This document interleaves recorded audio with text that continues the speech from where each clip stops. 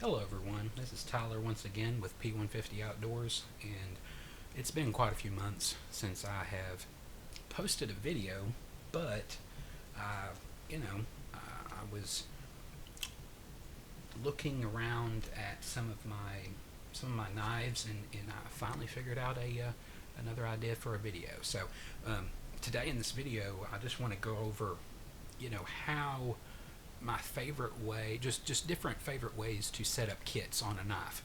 I love lashing different pouches, connecting them or lashing, some way, whether it's connecting them through eyelets with hardware, bolts, screws, whatever, or with, and it really depends on what the sheath layout is, what it looks like, and everything. I love taking lengths of paracord and lashing them through the eyelets.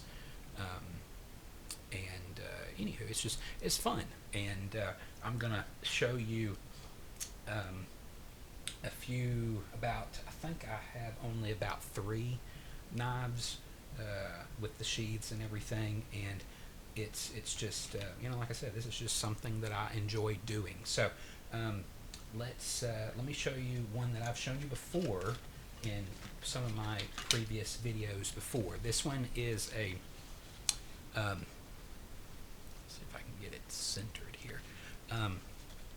This is a Becker BK7, and this is, like I said, this is not a factory sheath. This was actually made by Doug Wilson at Yellow Hawk Custom Kydex, and it was mainly, my love for this knife came from Chris Tanner at Prepared Mind 101, the YouTube channel that used to be on there.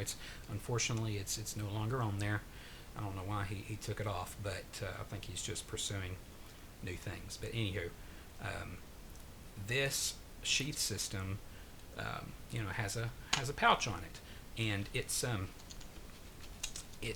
literally just like a small. This is an SE10, but it's in these pouches. I love carrying fire kits. So in this one specifically, I don't remember what I have in it, but I guess okay. So I've got 3 pieces of fat wood and some. I think that's dryer lint, kind of wrapped around some Gorilla Tape. Those homemade fire starters aren't exactly economically friendly because of the Gorilla Tape and the glue and the synthetic materials. I don't think they're made naturally. I highly doubt it. They're not, like I said, they're not exactly economically friendly. So, but it is what it is. They work really well with a ferro rod. Obviously, work good with a lighter or a butane lighter. So, but I threw just 3 pieces, really good pieces of fat wood that have, quite a bit of resin in them. So it could be whittled.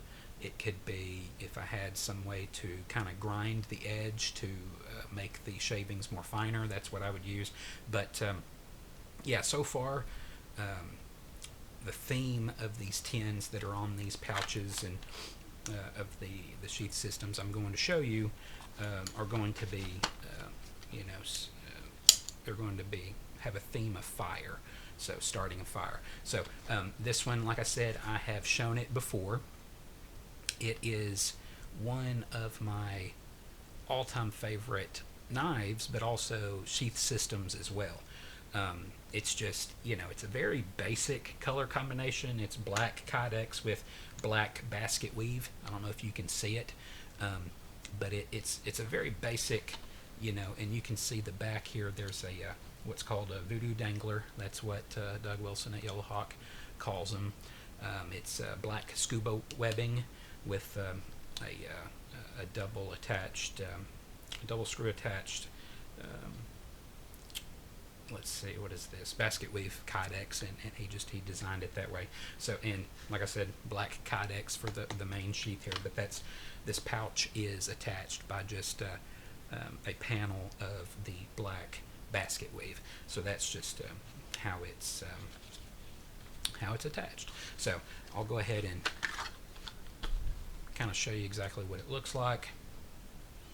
It's such a neat, combination for from what for my liking and everything. This is just the color combination that I like. It's very basic, pretty predictable in regards to outdoor knives, survival knives, stuff like that. But it's just what I like, So, but anywho, that's the first one. The second one is it's a knife that was designed by some people at theknifeconnection.com. They sell knives. They sell custom handles for different production knives, SEs, tops. I think there's some Beckers in there too. So, but it's called an Architect Field Buddy 5.5. This one is in 3V steel, and it's just one of my favorites. And it's a little thin for my liking. I think it's like 0.15, something like that. But with it being CPM 3V, it's going to be pretty strong. And the heat treat, as you may be able to see, maybe you can't. Anyway, the heat treat was done by Tops Knives. So while they are more used to 1095, because one of my all-time other favorite Tops knives is the Tops Brothers of Bushcraft Fieldcraft. That one, in regards to carbon steel, it only comes, or not only, carbon steel it does come in is 1095. I believe, or not believe, I know they offer it in 154 cm as well. But what I'm trying to say is Tops, they're usually used to working with 1095. So I bet there had to be some some different learning of heat treating and the handling and grinding, whatever, of the CPM 3V in the Tops factory to make this. But it's such a great, it's got the same handles as a SE6 and an SE5. So it's just, oh goodness, it's fantastic. I love this knife. So let me, and also the sheath itself is a mass-produced Kydex sheath. You can barely see it, but that's what's there.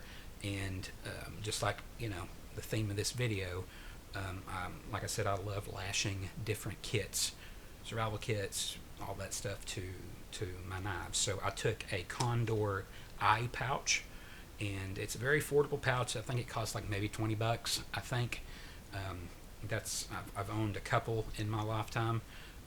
So I just lashed it to this pouch, and I don't remember if I actually have this one extensively packed with stuff. I don't think I do. Let's see. Yeah, I don't have anything there. There's quite a few times where I'll have like a sharpening stone in this outer pouch when it's actually meant for like a multi-tool. Okay. Let's see if I have. Yeah, I've got nothing in there. So right now, I don't have anything in this pouch riding on this sheath, but it's just it's a blank canvas.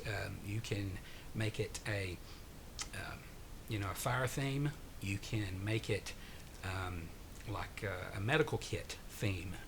You can make it maybe even water purification theme. Just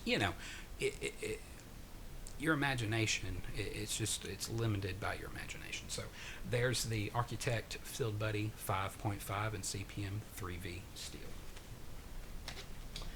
Unless I am forgetting one, this is the only other one that I have set up with a pouch on it. And this one, at this time, is my all-time favorite survival knife. It once again, it has been in a video before, but it's just, this, I would have to say this is the main reason why I wanted to make this video today.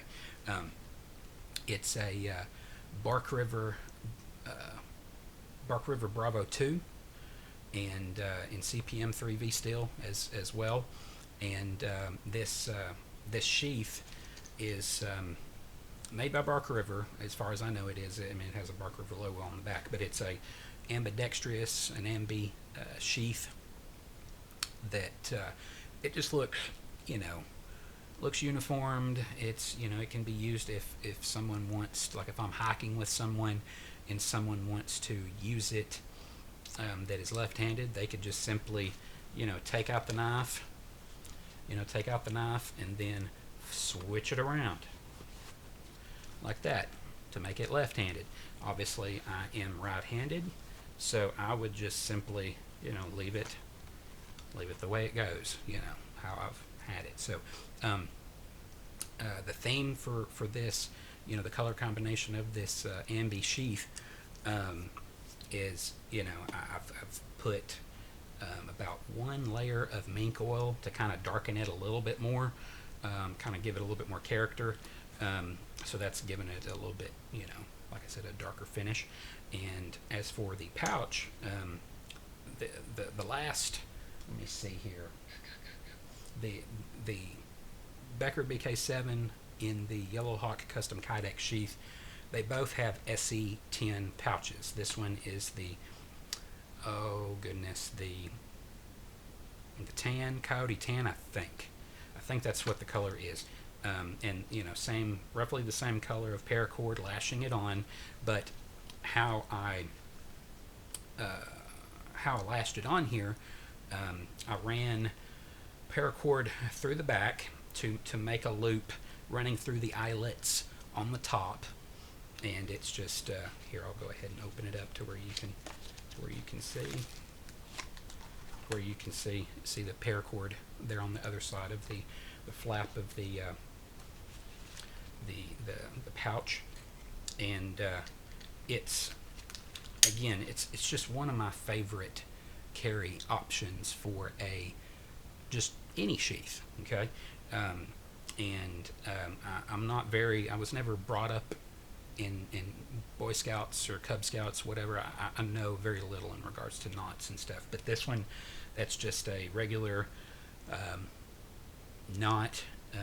When I ran it through and lashed the paracord through the eyelets here on the sheath, I just ran it down here and made a knot to kind of hold it there, and then I ran it through these bottom eyelets right here and made about four knots of the snake knot lanyard knot for paracord, like bracelets or just lanyards, whatever.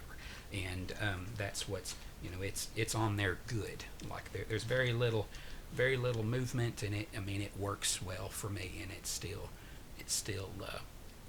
visually pleasing for what I'm looking for. So, and just to kind of tie it in just a little bit, it has no functionality whatsoever. I've got 3 snake knot lanyards with just a small lanyard at the end there. But let me show you what I have in the tin real quick. This one is very similar. Maybe actually it's a little bit more extensive. So I've got 3 pieces of fat wood with I think about 6 feet, roughly 5 feet of jute twine, and I have a small Bic lighter.